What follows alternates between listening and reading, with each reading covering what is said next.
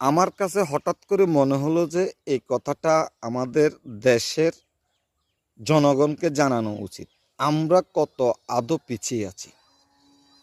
কথাটা হচ্ছে যে এরকম, সিঙ্গাপুরের প্রথম প্রধানমন্ত্রী তিনি টানা ৩১ বছর ক্ষমতা ছিলেন, তার জনগণ তাকে ক্ষমতা রেখেছেন।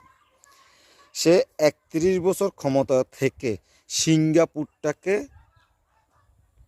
বিশ্বের দরবারে উঁচু মাথা করে দাঁড় করিয়েছেন।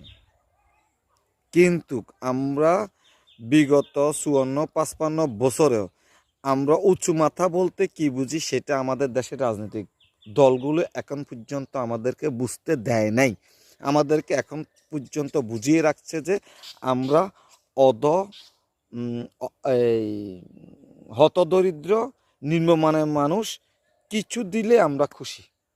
আমাদেরকে সবসময় বোকা বানিয়ে রাখতে চায়।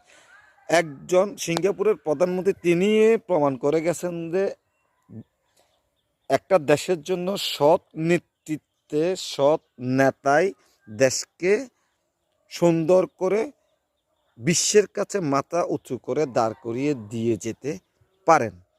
সেটা আমাদের দেশের রাজনৈতিক দলগুলো বিগত ত্রয়োদশ নির্বাচন গেছে, মানে ১৩টা সংসদ যাওয়ার পরেও আমরা এখনো দেশের সার্বভৌমত্ব রক্ষার অধিকারটুকু পাইনি। আমরা অন্য কোনো দেশের কাছে বন্দি, বর্গা, ইজারা যাই বলেন, এটার ভিতরে আমরা পড়ে আছি। কিন্তু আমরা কি আর সচেতন হব না? এত বড় বিপ্লব হয়ে গেছে, সেটাকে আমরা মানি না।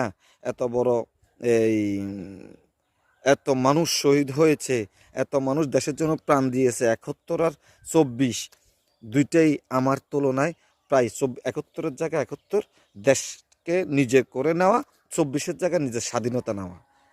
কিন্তু আমরা কি পেরেছি? আপনি কমেন্ট বক্সে জানিয়ে যাবেন। আশা করি ইনশাআল্লাহ।